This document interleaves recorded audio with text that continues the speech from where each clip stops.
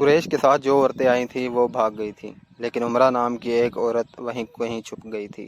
اس نے جب قریش کے گھڑ سواروں کو مسلمانوں پر حملہ کرتے دیکھا تو اسے قریش کا پرچم زمین پر نظر آ گیا۔ اس عورت نے پرچم اٹھا کر اوپر کر دیا۔ ابو سفیان نے اپنے بھاگتے ہوئے پیادوں پر قابو پا لیا تھا۔ اس نے ادھر ادھر دیکھا تو اسے اپنا پرچم لہراتا ہوا نظر آ گیا۔ اس نے حبل زندہ باد اور عزا زندہ باد کے نعرے لگائے اور پیادوں کو واپس لا کر مسلمانوں کو گھیرے میں لے لیا۔ خالد کو وقت یاد تھا اور رسول کریم صلی اللہ علیہ وسلم کو ڈھونڈ رہا تھا، اور آج 4 برس بعد وہ مدینہ جا رہا تھا۔ اس کے ذہن پر رسول کریم صلی اللہ علیہ وسلم کا غلبہ تھا۔ احد کی پہاڑی افق سے ابھرتی آ رہی تھی اور خالد کا گھوڑا ہرامہ ہرامہ چلا جا رہا تھا۔ خالد کی ذہنی کیفیت کچھ ایسی ہوتی جا رہی تھی جیسے اسے آگے جانے کی کوئی جلدی نہ ہو، اور کبھی وہ لگام کو ایسے جھٹکا دیتا جیسے اسے بہت جلدی پہنچنا ہو، لیکن جس منزل کو وہ جا رہا تھا وہ منزل ابھی اس پر پوری طرح واضح نہیں ہوئی تھی۔ کبھی اسے یوں لگتا جیسے ایک مقناطیسی قوت ہے جو اسے آگے ہی آگے کھینچ رہی ہے، اور کبھی وہ محسوس کرتا جیسے اس کے اندر سے اٹھتی ہوئی ایک قوت اسے پیچھے دھکیل رہی ہے۔ خالد اسے ایک آواز سنائی دی جو اس کے اندر سے اٹھتی تھی، لیکن اسے حقیقی سمجھ کر اس نے گھوڑے کی باگ کھینچی اور آگے پیچھے دیکھا۔ وہاں ریت کے سوا کچھ بھی نہ تھا، لیکن آواز آ رہی تھی، خالد کیا یہ سچ ہے جو میں نے سنا ہے؟ خالد نے اس آواز کو پہچان لیا۔ یہ اس کے ساتھی اکرمہ کی آواز تھی۔ ایک ہی روز پہلے اسے اکرمہ کہہ رہا تھا، اگر تم یہ سوچ رہے ہو کہ محمد صلی اللہ علیہ وسلم خدا کا بھیجا ہوا نبی ہے تو وہ خیال دل سے نکال دو۔ محمد صلی اللہ علیہ وسلم ہمارے بہت سے رشتہ داروں کا قاتل ہے، اور اپنے قبیلے کو دیکھ کر جو سورج غروب ہونے سے پہلے محمد صلی اللہ علیہ وسلم کو قتل کرنے کی قسم کھائے ہوئے ہے۔ خالد نے لگام کو ہلکا سا جھٹکا دیا اور گھوڑا چل پڑا۔ اس کا ذہن پھر 4 برس پیچھے چلا گیا جب وہ احد کے معرکے میں رسول کریم صلی اللہ علیہ وسلم کو ڈھونڈ رہا تھا۔ وہ قریش کی اس قسم کو پورا کرنے کا عزم لیے ہوئے تھا کہ رسول اللہ صلی اللہ علیہ وسلم کو سورج غروب ہونے سے پہلے پہلے قتل کرنا ہے۔ اسے یاد آ رہا تھا کہ مسلمانوں کے تیر اندازوں نے جب عینین کے پہاڑی چھوڑی تھی تو اس نے اس پہاڑی پر حملہ کر کے عبداللہ بن جبیر اور ان کے 9 تیر اندازوں کو جو رسول اللہ صلی اللہ علیہ وسلم کے حکم کی پیروی کرتے ہوئے وہاں رہ گئے تھے ختم کیا تھا۔ مسلمانوں کے ہاتھوں سے بھاگے ہوئے قریش پھر واپس آ گئے تھے اور انہوں نے اپنے آپ کو منظم کر لیا تھا۔ مسلمان یہ مارکا ہار چکے تھے اور یہ اپنے رسول اللہ صلی اللہ علیہ وسلم کی حکم عدولی کا نتیجہ تھا۔ خالد اور ابو جہل کا بیٹا اکرمہ فن حرب و ضرب کے ماہر تھے۔ ان کے لیے ایک ایک مسلمان کو قتل کرنا اب مشکل نہیں رہا تھا۔ خالد دیکھ رہا تھا کہ مسلمان 2 حصوں میں بٹ گئے تھے۔ بڑا حصہ الگ تھا جو اپنے کمانڈر رسول کریم صلی اللہ علیہ وسلم سے کٹ گیا تھا۔ چند ایک تیر انداز رسول اللہ صلی اللہ علیہ وسلم کے ساتھ تھے۔ یہ وہ صحابہ کرام تھے جو قریش کے حملے کی وجہ سے افراتفری کا شکار نہیں ہوئے تھے۔ ان کی تعداد 30 تھی۔ ان میں ابو دجانہ، سعد بن ابی وقاص، حضرت علی، حضرت عبد الرحمن بن عوف، حضرت ابو بکر صدیق، حضرت ابو عبیدہ، طلحہ بن عبداللہ، مصعب بن عمیر خاص طور پر قابل ذکر ہیں۔ ان 14 خواتین میں سے جو زخمیوں کی دیکھ بھال کرنے کے لیے آئی ہوئی تھی 2 رسول اللہ صلی اللہ علیہ وسلم کے ساتھ تھیں۔ ایک عمارہ رضی اللہ تعالیٰ عنہ تھی اور دوسرے ایمن نام کی ایک حبشی خاتون تھی۔ ایمن آپ صلی اللہ علیہ وسلم کے بچپن میں آپ صلی اللہ علیہ وسلم کی دایا رہ چکی تھیں۔ باقی 12 خواتین میں ابھی تک زخمی کو اٹھانے اور پیچھے لانے اور ان کی مرہم پٹی کرنے میں مصروف تھی۔ خالد رسول کریم صلی اللہ علیہ وسلم کو ڈھونڈ رہا تھا، لیکن وہ میدان جنگ میں زیادہ گھوم پھر نہیں سکتا تھا کیونکہ اس کی کمان میں گھڑ سواروں کا ایک جیش تھا جسے اس نے پوری طرح اپنے نظم و نسق میں رکھا ہوا تھا۔ وہ اندھا دھند حملے کا قائل نہ تھا۔ اس کا اصول تھا کہ دشمن کی ایسی رگ پر ضرب لگاؤ کہ دوسری ضرب سے پہلے وہ گھٹنے ٹیک دے۔ آج 4 برس بعد جب کہ وہ تنہا تنہا صحرا میں جا رہا تھا، اس کے ذہن میں گھوڑے دوڑ رہے تھے، اسے تیر کمانوں کے زناٹے سنائی دے رہے تھے، اس کے ذہن میں مسلمانوں کے نعرے گونج رہے تھے۔ اس کا خیال تھا کہ مسلمان یہ ظاہر کرنے کے لیے نعرے لگا رہے ہیں کہ انہیں موت کا کوئی ڈر نہیں۔ طنز اور نفرت سے اب بھی اس کے ہونٹوں پر مسکراہٹ آ گئی۔ اس نے ارادہ کر لیا تھا کہ وہ زیادہ سے زیادہ مسلمانوں کو قتل کرے گا، قیدی کم ہی بنائے گا۔ اسے ابھی پتہ نہیں چل رہا تھا کہ رسول کریم صلی اللہ علیہ وسلم کہاں ہیں۔ اس نے دیکھا کہ ابو سفیان جو بھاگتے ہوئے قریش کو ساتھ لے کے واپس آ گیا تھا، مسلمانوں کی فوج کے بڑے حصے پر حملہ آور ہو چکا تھا اور مسلمان بے جگری سے لڑ رہے تھے۔ مسلمانوں نے اسے اپنی زندگی کا آخری مارکا سمجھ کر شجاعت و بے خوفی کے ایسے ایسے مظاہرے کیے کہ کثیر تعداد قریش پریشان ہو گئی۔ یہ صورتحال دیکھ کر خالد آگ بگولا ہو گیا۔ اس نے اپنے سواروں کو مسلمانوں پر حلہ بولنے کا حکم دیا۔ اس نے تلوار نیام میں ڈال لی اور برچھی ہاتھ میں لے لی۔ اس نے مسلمانوں پر عقب سے حملہ کیا۔ اس نے برچھی سے مسلمانوں کو چن چن کر مارا۔ اس کی برچھی جب کسی مسلمان کے جسم میں داخل ہوتی تو چلا کر کہتا، میں ہوں ابو سلیمان۔ ہر برچھی کے وار کے ساتھ اس کی للکار سنائی دیتی تھی کہ میں ہوں ابو سلیمان۔ آج 4 برس بعد جب وہ مسلمانوں کے مرکز مدینہ کی جانب جا رہا تھا تو اسے اپنی ہی للکار سنائی دے رہی تھی، میں ہوں ابو سلیمان۔ اسے یاد نہیں آ رہا تھا کہ اس کی برچی کتنے مسلمانوں کے جسموں میں اتری تھی۔ وہ رسول اللہ صلی اللہ علیہ وسلم کو بھول گیا تھا۔ تھوڑی دیر بعد اسے پتہ چلا کہ مسلمان اپنے نبی صلی اللہ علیہ وسلم کی کمان سے نکل چکے ہیں اور اکرمہ مسلمانوں کے نبی صلی اللہ علیہ وسلم کی طرف چلا گیا ہے۔ حقیقت بھی یہی تھی کہ رسول اللہ صلی اللہ علیہ وسلم کی کمان ختم ہو چکی تھی اور مارکے کی صورت حال ایسی ہو گئی تھی کہ آپ صلی اللہ علیہ وسلم مسلمانوں کو اثر نو منظم نہیں کر سکتے تھے، لیکن آپ صلی اللہ علیہ وسلم اپنی اور اپنے ساتھیوں کی جان بچانے کے لیے میدان جنگ سے نکلنا بھی نہ چاہتے تھے۔ حالانکہ صورتحال ایسی تھی کہ پسپائی کے علاوہ کوئی چارہ نہ تھا، لیکن آپ صلی اللہ علیہ وسلم کسی بہتر پوزیشن میں جانے کی کوشش کر رہے تھے۔ آپ صلی اللہ علیہ وسلم کو معلوم تھا کہ قریش آپ صلی اللہ علیہ وسلم کو ڈھونڈ رہے ہوں گے اور آپ صلی اللہ علیہ وسلم کے گروہ پر بڑا شدید حملہ ہوگا۔ آپ صلی اللہ علیہ وسلم ایک پہاڑی کی طرف بڑھنے لگے۔ آپ صلی اللہ علیہ وسلم کے ساتھیوں نے آپ صلی اللہ علیہ وسلم کو اپنے حلقے میں لے رکھا تھا۔ آپ صلی اللہ علیہ وسلم تھوڑی ہی دور گئے ہوں گے کہ اکرمہ نے اپنے گھوڑ سواروں سے آپ صلی اللہ علیہ وسلم پر حملہ کر دیا۔ قریش کے ایک پیادہ جیش کو کسی طرح پتہ چل گیا تھا کہ رسول کریم صلی اللہ علیہ وسلم پر اکرمہ نے حملہ کر دیا ہے، تو قریش کا یہ پیادہ جیش بھی آپ صلی اللہ علیہ وسلم کے گروہ پر ٹوٹ پڑا۔ آپ اور آپ کے کسی ایک ساتھی کے بچ نکلنے کا سوال ہی ختم ہو گیا تھا۔ آپ صلی اللہ علیہ وسلم کے 30 ساتھیوں نے اور ان 2 خواتین نے جو آپ صلی اللہ علیہ وسلم کے ساتھ تھیں، آپ صلی اللہ علیہ وسلم کے گرد گوشت پوست کی دیوار کھڑی کر دی۔ خالد کو یاد آ رہا تھا کہ رسول اللہ صلی اللہ علیہ وسلم جسمانی طاقت کے لحاظ سے بھی مشہور تھے۔ اس کا سب سے بڑا ثبوت یہ تھا کہ آپ نے عرب کے مانے ہوئے پہلوان رکانہ کو 3 بار اٹھا کر پٹھا تھا۔ آپ میدان جنگ میں ان کی طاقت کے ایک اور مظاہرے کا وقت آ گیا تھا۔ گوشت پوست کی وہ دیوار جو آپ کے فدائین نے آپ کے ارد گرد کھڑی کر دی تھی، اسے آپ نے خود توڑا۔ آپ کے ہاتھ میں کمان تھی، ترکش میں تیر تھے۔ اس وقت خالد مسلمانوں کے بڑے حصے میں الجھا ہوا تھا۔ اسے جب بعد میں بتایا گیا تھا کہ جب رسول اللہ صلی اللہ علیہ وسلم اور ان کے 30 ساتھی اور 2 عورتیں قریش کے گھوڑ سواروں اور پیادوں کے مقابلے میں جم گئے تھے، تو خالد نے بڑی مشکل سے یقین کیا تھا۔ اس نے ایک بار پھر کہا تھا کہ یہ طاقت جسمانی نہیں ہو سکتی، یہ کوئی اور ہی طاقت ہے۔ اس وقت سے ایک سوال اسے پریشان کر رہا تھا کہ کیا عقیدہ طاقت بن سکتا ہے؟ وہ اپنے قبیلے میں کسی سے اس سوال کا جواب نہیں لے سکتا تھا، کیونکہ فوراً یہ الزام عائد ہو سکتا تھا کہ اس پر بھی محمد صلی اللہ علیہ وسلم کا جادو اثر کر گیا ہے۔ آج وہ یہی سوال اپنے ذہن میں لیے مدینہ کی طرف جا رہا تھا۔ احد کی پہاڑی افق سے اوپر اٹھائی تھی۔ 4 برس پرانی یادیں اسے پھر اس پہاڑی کے دامن میں لے گئیں جہاں اسے اپنا ہی نام سنائی دے رہا تھا، ابو سلیمان، ابو سلیمان۔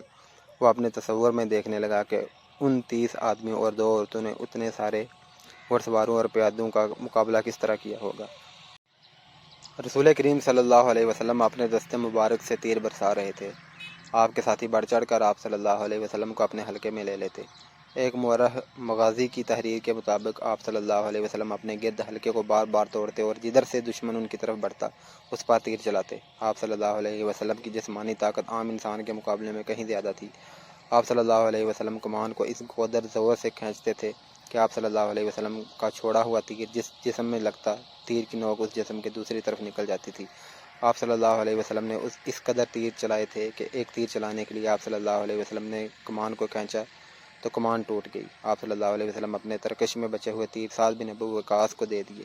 سعد بن ابی وقاص کے نشانے کا کوئی بھی مقابلہ نہیں کر سکتا تھا۔ خود آپ بھی سعد کے نشانے کو تسلیم کرتے تھے۔ ادھر مسلمان ابو سفیان اور خالد کے ہاتھوں کٹ رہے تھے اور خون کا آخری قطرہ بہہ جانے تک مقابلہ کر رہے تھے۔ ادھر آپ صلی اللہ علیہ وسلم کے 30 فدائین اور 2 خواتین کی بے جگری کا یہ عالم تھا جیسے ان کے جسم نہیں، ان کی روحیں لڑ رہی ہوں۔ مشہور مورخ طبری لکھتا ہے کہ ایک مسلمان نے بیک وقت 4 5 قریش کا مقابلہ کیا۔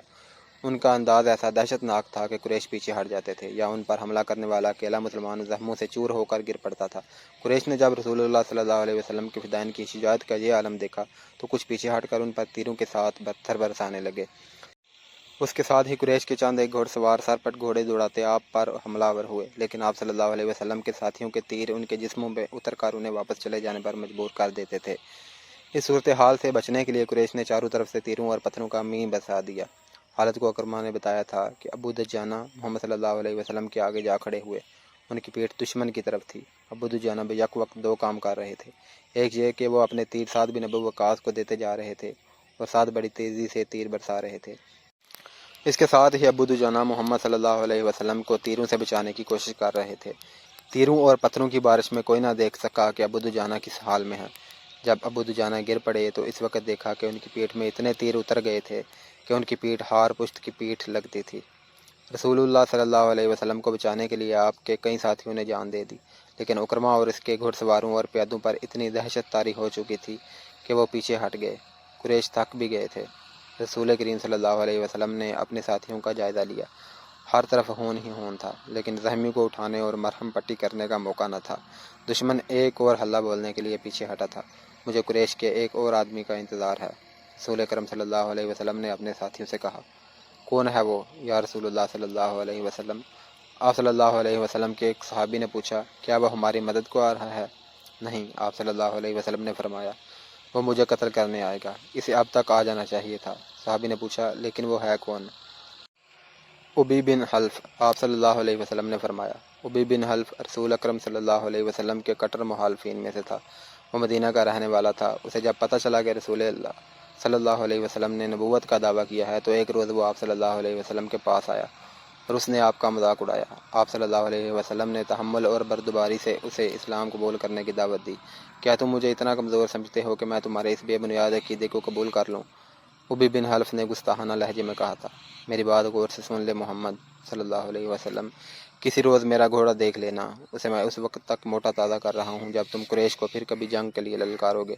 اب بدر کے خواب دیکھنے چھوڑ دو، میں اسی گھوڑے پر سوار ہوں گا اور تم مجھے میدان جنگ میں اپنے سامنے دیکھو گے، اور میں اپنے دیوتاؤں کی قسم کھا کر کہتا ہوں کہ تمہیں اپنے ہاتھوں سے قتل کروں گا۔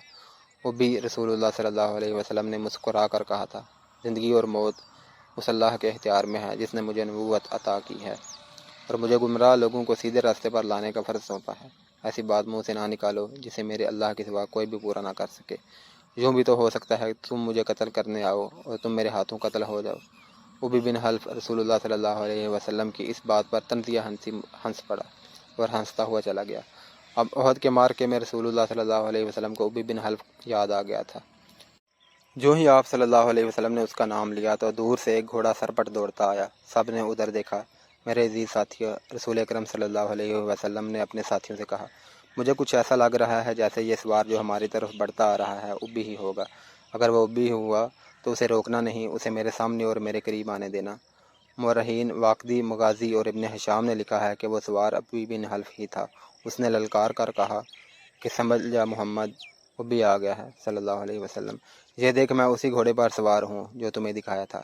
یا رسول اللہ صلی اللہ علیہ وسلم، رسول اللہ صلی اللہ علیہ وسلم کے ساتھیوں میں سے 3-4 نے آگے ہو کر کہا، ہمیں اجازت دیں کہ اسے آپ صلی اللہ علیہ وسلم کے قریب آنے تک ختم کر دیں۔ نہیں، رسول اکرم صلی اللہ علیہ وسلم نے کہا، اسے آنے دو، میرے قریب آنے دو، اسے راستہ دے دو۔ رسول کریم صلی اللہ علیہ وسلم کے سر پر زنجیروں والی ہود تھی۔ اس کی زنجیریں آپ صلی اللہ علیہ وسلم کے چہرے کے آگے اور دائیں بائیں لٹک رہی تھیں۔ آپ صلی اللہ علیہ وسلم کے ہاتھ میں برچھی تھی اور تلوار نیام میں تھی۔ ابی کا گھوڑا قریب آ گیا تھا۔ آگے آ جاؤ ابی، رسول خدا صلی اللہ علیہ وسلم نے للکار کر کہا، میرے سوا تیرے ساتھ کوئی نہیں لڑے گا۔ ابی بن حلف نے اپنا گھوڑا قریب لا کر روکا اور تنزیہ کا حقہ لگایا۔ اسے شاید پورا یقین تھا کہ وہ آپ کو قتل کر دے گا۔ اس کی تلوار ابھی نیام میں تھی۔ آپ اس کے قریب چلے گئے۔ وہ بڑے طاقتور گھوڑے پر تھا اور آپ صلی اللہ علیہ وسلم زمین پر۔ اس نے ابھی تلوار نکالی ہی تھی کہ آپ نے آگے بڑھ کر اور اچھل کر اس پر برچھی کا وار کیا۔ وہ وار بچانے کے لیے ایک طرف کو جھک گیا، لیکن وار حال ہی نہ گیا۔ آپ کی برچھی کی انی اس کے دائیں کندھے پر ہنسلی کی ہڈی سے نیچے لگی۔ وہ گھوڑے سے گر پڑا اور اس کی ہڈی ٹوٹ گئی۔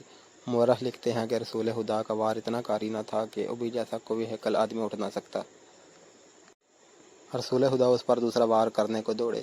وہ گھوڑے کے دوسری طرف گرا تھا۔ اس پر شاید دہشت طاری ہو گئی تھی یا آپ کا وار اس کے لیے غیر متوقع تھا۔ وہ اٹھا اور اپنا گھوڑا وہیں چھوڑ کر بھاگ گیا۔ وہ چلاتا جا رہا تھا، محمد نے مجھے قتل کر دیا ہے، اے اہل قریش، محمد نے مجھے قتل کر ڈالا۔ قریش کے کچھ آدمی نے اس کے زخم دیکھے تو اسے تسلی دی کہ اسے کسی نے قتل نہیں کیا، زخم بالکل معمولی ہیں، لیکن اس پر جانے کیسی کیفیت طاری ہو گئی تھی کہ اس کی زبان سے یہ الفاظ نکلتے تھے، میں زندہ نہیں رہوں گا۔ محمد نے کہا کہ میں اس کے ہاتھوں قتل ہو جاؤں گا۔ مورخ ابن ہشام نے یہاں تک لکھا ہے کہ ابی نے یہ الفاظ بھی کہے تھے، اگر محمد مجھ پر صرف تھوک دیتا تو بھی میں زندہ نہ رہ سکتا تھا۔ جب احد کا معرکہ ختم ہو گیا تو ابی قریش کے ساتھ مکہ روانہ ہو گیا۔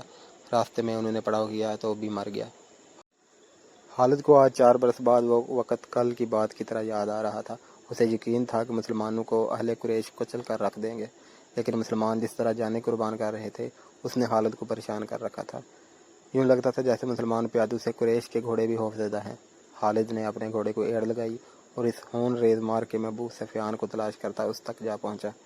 کہ ہم مسلمانوں کو فیصلہ کن شکست دینے کے قابل نہیں رہے؟ خالد نے ابو سفیان سے کہا، کیا قریش کی ماؤں کے دودھ ناقص تھے کہ ان مٹھی بھر مسلمانوں سے خوف زدہ ہو جا رہے ہیں؟ دیکھو خالد، ابو سفیان نے کہا، جب تک محمد ان کے ساتھ ہے وہ زندہ سلامت ہے، یہ خون کا آخری قطرہ بہہ جانے تک شکست نہیں کھائیں گے، تو یہ فرض مجھے کیوں نہیں سونپ دیتے؟ خالد نے کہا، نہیں، ابو سفیان نے کہا، تم اپنے سواروں کے پاس جاؤ، تمہاری قیادت کے بغیر وہ بکھر جائیں گے۔ محمد اور اس کے ساتھیوں پر حملہ کرنے کے لیے میں پیادے بھیج رہا ہوں۔ آج مدینہ کی طرف جاتے ہوئے خالد کو افسوس ہو رہا تھا کہ ابو سفیان نے اس کے ایک عزم کو کچل ڈالا تھا۔ رسول خدا صلی اللہ علیہ وسلم کے قتل کو وہ اپنا فرض سمجھتا تھا۔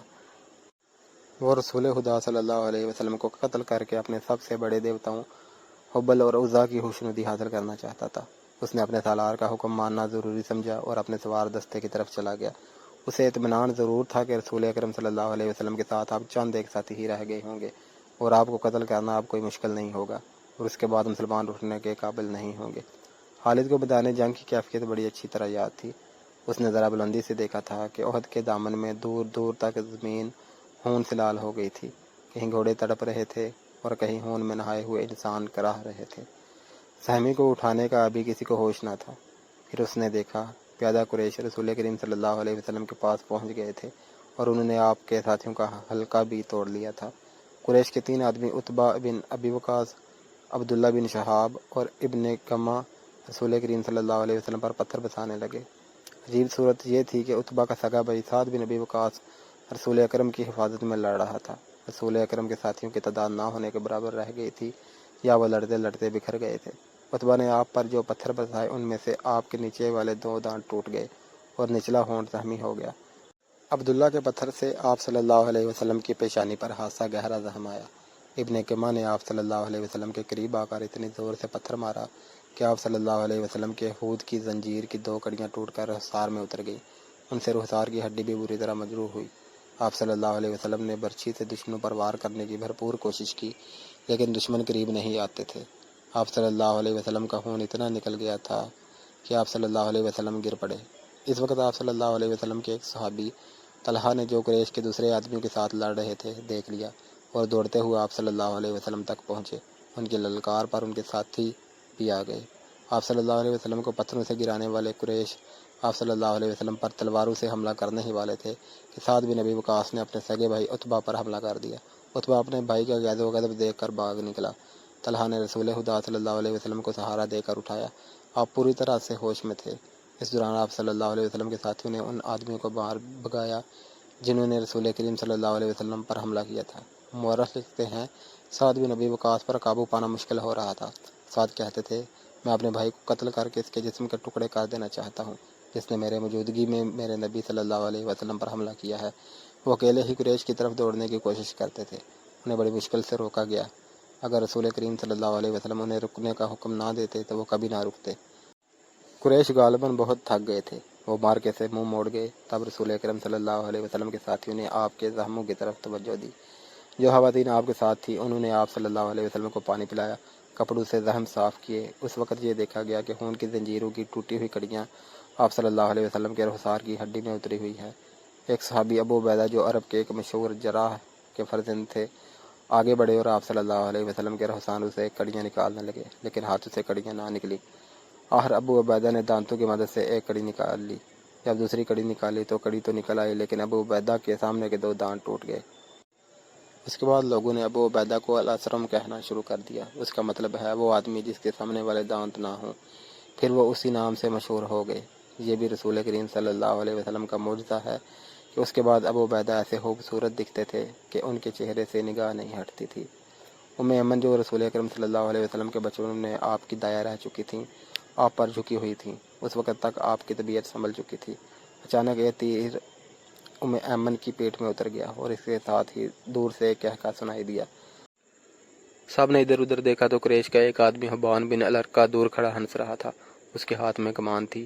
یہ تیر اسی نے چلایا تھا۔ وہ ہنستا ہوا پیچھے کو مڑا۔ رسول خدا نے ایک تیر سعد بن ابی وقاص کو دے کر کہا کہ یہ شخص یہاں سے تیر لے کر ہی واپس جائے۔ سعد نے جو تمام قبائل میں تیر اندازی میں خصوصی شہرت رکھتے تھے کمان میں تیر ڈال کر حبان پر چلایا۔ تیر حبان کی گردن میں اتر گیا۔ سعد کے تمام ساتھیوں نے بڑی زور سے کہکا لگایا اور حبان نے ڈگمگاتے ہوئے چند قدم اٹھائے اور وہ گر پڑا۔ آج خالد نے جب مدینہ کی طرف بڑھتا جا رہا تھا اور احد کی پہاڑی افق سے اوپر ہی اوپر اٹھتی آ رہی تھی، اسے اپنے کچھ ساتھی یاد آنے لگے۔ عقیدوں کے اختلاف نے بھائی کو بھائی کا دشمن بنا دیا تھا، لیکن خالد کو یہ خیال بھی آیا کہ بعض لوگ اپنے عقیدے کو اس لیے سچا سمجھتے ہیں کہ وہ اس کے پیروکار ہوتے ہیں۔ حق اور باطل کے فرق کو سمجھنے کے لیے بڑی مضبوط شخصیت کی ضرورت ہوتی ہے۔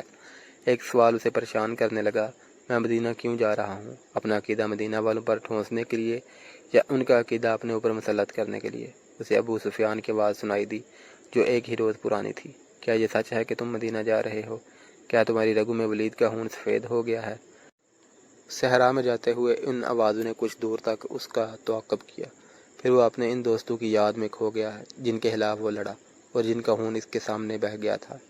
ان میں ایک مصعب بن عمیر بھی تھے۔ قریش جو مارکے سے منہ موڑ گئے تھے کچھ دور ہی پہنچے تھے کہ خالد نے اپنے گھوڑے کو ایڑ لگائی اور ابو سفیان کو جا پکڑا۔ اس نے ابو سفیان سے پوچھا کہ تم لوگ جنگ کو ادھورا چھوڑ کر کہاں جا رہے ہو؟ مسلمانوں کا دم ہم ختم ہو چکا ہے۔ ابو سفیان بھی یہی چاہتا تھا کہ یہ مارکا فیصلہ کن نتیجے پر پہنچے۔ قریش کے چند سوار وہیں سے پلٹ آئے۔ خالد دیکھ چکا تھا کہ رسول کریم صلی اللہ علیہ وسلم کہاں ہیں۔ یہاں بھی ابو سفیان نے خالد کو کسی اور طرف بھیج دیا اور کچھ آدمیوں کو نبی کریم صلی اللہ علیہ وسلم پر حملے کا حکم دیا۔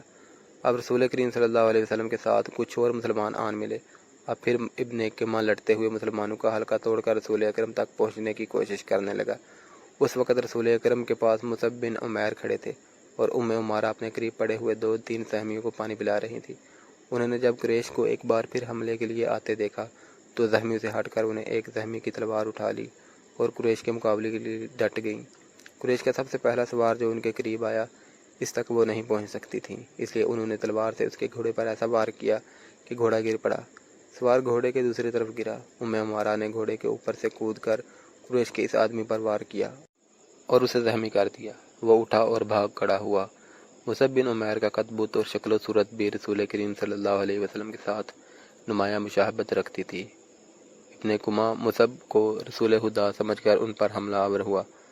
مصعب تیار تھے، انہوں نے ابن کمہ کا مقابلہ کیا، دونوں میں تیغزنی ہوئی، لیکن ابن کمہ کا ایک بار مصعب پر ایسا بھرپور پڑا کہ وہ گرے اور شہید ہو گئے۔ مصعب بن عمیر بہت لاڈو میں پلے نوجوان تھے، لیکن تدفین کے وقت ان کا کفن بھی ادھورا تھا۔ عمارہ نے مصعب کو گرتے دیکھا، غیظ و غضب سے ابن کمہ پر تلوار کا وار کیا، لیکن ابن کمہ نے زرہ پہن رکھی تھی اور وار کرنے والی ایک عورت تھی، اس لیے ابن کمہ کو کوئی زخم نہ آیا۔ ابن کمہ نے عمارہ کے کندھے پر بھرپور وار کیا جس سے وہ شدید زخمی ہو کر گر پڑی۔ اس وقت رسول کریم جو قریب ہی تھے ابن کمہ کی طرف بڑھے، لیکن ابن کمہ نے پینترا بدل کر آپ پر ایسا وار کیا جو آپ کے ہود پر پڑا۔ تلوار ہود سے پھسل کر آپ کے کندھے پر لگی۔ آپ کے بالکل پیچھے ایک گڑھا تھا۔ آپ زخم کھا کر پیچھے ہٹے اور گڑھے میں گر پڑے۔ ابن کمہ نے پیچھے ہٹ کر گلا پھاڑ کر کہا، میں نے محمد کو قتل کر دیا ہے۔ وہ یہی نعرے لگاتا میدان جنگ میں گھوم گیا۔ اس کی آواز قریش نے بھی سنی اور مسلمانوں نے بھی۔ قریش کو تو خوش ہونا ہی تھا، مسلمانوں پر اس کا بڑا تباہ کن اثر ہوا کہ حوصلہ ہار بیٹھے اور احد کی پہاڑی کی طرف پسپا ہونے لگے۔ اپنے نبی کے شدائیوں، بھاگتے ہوئے مسلمانوں کو ایک للکار سنائی دی، اگر نبی نہ رہے تو لعنت ہے ہم پر کہ ہم بھی زندہ رہیں۔ تم کیسے شدائی ہو کہ نبی کریم کی شہادت کے ساتھ ہی تم موت سے ڈر کر بھاگ رہے ہو؟ مسلمان رک گئے۔ اس للکار نے انہیں آگ بگولا کر دیا۔ وہ پیادہ تھے لیکن انہوں نے قریش کے گھوڑ سواروں پر حملہ کر دیا۔ یہ حملہ خالد اور اکرمہ کے گھوڑ سواروں پر ہوا تھا۔ خالد کو آج یاد آ رہا تھا کہ اس کے ہاتھوں کتنے ہی مسلمانوں کا خون بہہ گیا تھا۔ ان میں ایک رفاع بن وقش بھی تھے۔ خالد کے دل میں درد کی ایک ٹیس سی اٹھی۔ اسے کچھ ایسا احساس ہونے لگا جیسے وہ بے مقصد خون بہاتا رہا ہے، لیکن اس وقت وہ مسلمانوں کو اپنا بدترین دشمن سمجھتا تھا۔ اب مسلمانوں کا دم خم ٹوٹ چکا تھا، پیادے گھوڑ سواروں کا مقابلہ کب تک کرتے؟ وہ مجبور ہو کر پہاڑی کی طرف پسپا ہونے لگے۔ رسول اکرم بھی اپنے ساتھیوں کے ساتھ ایک تنگ سی وادی کی طرف جا رہے تھے۔ جس طرح مسلمانوں نے فتح کی خوشی میں اپنا مورچہ چھوڑ دیا تھا اور جنگ کا پانسا اپنے خلاف پلٹ لیا تھا، اسی طرح اب قریش کے آدمی مسلمانوں کی لاشوں پر اور تڑپتے ہوئے زخمیوں پر مال غنیمت اکٹھا کرنے کے لیے ٹوٹ پڑے۔ ان میں سے کچھ قریش رسول کریم صلی اللہ علیہ وسلم کے تعاقب میں چلے گئے، لیکن آپ صلی اللہ علیہ وسلم کے ساتھیوں نے ان پر ایسی بے جگری سے حملہ بولا کہ ان میں سے زیادہ تر قریش کو جان سے مار ڈالا، اور جو بچ گئے وہ بھاگ نکلے۔ رسول اکرم صلی اللہ علیہ وسلم ایک بلند جگہ پر پہنچ گئے۔ آپ نے وہاں سے صورتحال کا جائزہ لیا۔ آپ کے 30 صحابہ میں سے 16 شہید ہو چکے تھے، جو 14 زندہ تھے ان میں زیادہ تر زخمی۔ آپ صلی اللہ علیہ وسلم نے بلندی سے میدان جنگ کا جائزہ لیا آپ کو کوئی مسلمان نظر نہیں آ رہا تھا۔ مسلمان یہ سمجھ کر کے رسول اکرم صلی اللہ علیہ وسلم شہید ہو چکے ہیں، سخت مایوسی کے عالم میں ادھر ادھر بکھر گئے۔ کچھ واپس مدینہ چلے گئے، کچھ قریش کے انتقام سے بچنے کے لیے پہاڑی کے اندر موجود تھے۔ یہاں رسول خدا کو اپنے زخموں کی طرف توجہ دینے کی فرصت ملی۔ آپ کی بیٹی حضرت فاطمہ رضی اللہ تعالیٰ عنہ، جو آپ کو ہر طرف تلاش کر کر کے تھک چکی تھیں، آپ کے پاس آ پہنچی تھیں۔ قریب ہی ایک چشمہ تھا۔ حضرت علی وہاں سے کسی چیز میں پانی لائے اور آپ کو پلایا۔ حضرت فاطمہ آپ کے زخم دھونے لگیں، وہ سسک سسک کر رو رہی تھی۔ خالد کو آج یاد آ رہا تھا کہ رسول کریم کی شہادت کی خبر نے اسے روحانی سا اطمینان دیا تھا، لیکن للکار نے اسے چونکا دیا۔ وادی میں للکار کی گونج بڑی دور تک سنائی دے رہی تھی۔ کوئی بڑی ہی بلند آواز میں کہہ رہا تھا، مسلمانوں خوشیاں مناؤ، ہمارے نبی زندہ اور سلامت ہیں۔ اس للکار پر خالد کو ہنسی بھی آئی تھی اور افسوس بھی ہوا تھا۔ اس نے اپنے آپ سے کہا تھا کہ کوئی مسلمان پاگل ہو گیا ہے۔ ہوا یوں تھا کہ جس طرح مسلمان اکا دکا ادھر ادھر بکھر گئے یا چھپ گئے تھے، اسی طرح کعب بن مالک نام کا ایک مسلمان ادھر ادھر گھومتا پہاڑی کے اسی مقام کی طرف چلا گیا جہاں رسول اکرم سستا رہے تھے۔ اس نے نبی کریم کو دیکھا تو اس نے جذبات کی شدت سے نعرہ لگایا، ہمارے نبی زندہ ہیں۔ تمام مسلمان جو اکیلے اکیلے یا دو دو چار چار کی ٹولیوں میں ادھر ادھر بکھر گئے تھے، اس آواز پر دوڑ کر آئے۔ حضرت عمر بھی اسی آواز پر رسول خدا تک پہنچے تھے۔ اس سے پہلے ابو سفیان میدان جنگ میں پڑی ہوئی ہر ایک لاش کو دیکھتا پھر رہا تھا اور رسول کریم کا جسد مبارک تلاش کر رہا تھا۔ اسے قریش کا جو بھی آدمی ملتا اس سے پوچھتا، تم نے محمد کی لاش نہیں دیکھی؟ اسی تلاش میں خالد اس کے سامنے آ گیا۔ خالد، ابو سفیان نے پوچھا، تم نے محمد صلی اللہ علیہ وسلم کی لاش نہیں دیکھی؟